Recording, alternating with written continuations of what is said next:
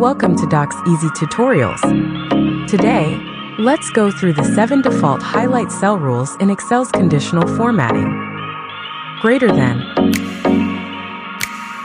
Use this to highlight cells that are greater than a specific number. Perfect for spotting high values in your data. Less than. This highlights cells with values less than what you specify. Great for identifying low performers. Between.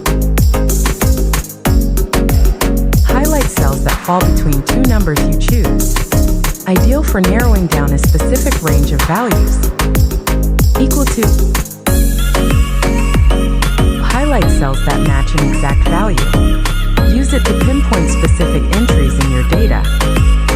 Text that contains. Highlight cells containing specific text.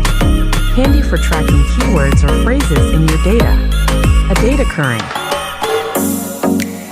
Automatically highlight cells with dates in a specific range, like last week or next month.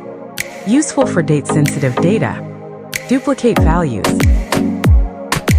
Highlights either duplicate or unique values within your selected range. Great for finding duplicates in large datasets. Like and subscribe for more Excel tips.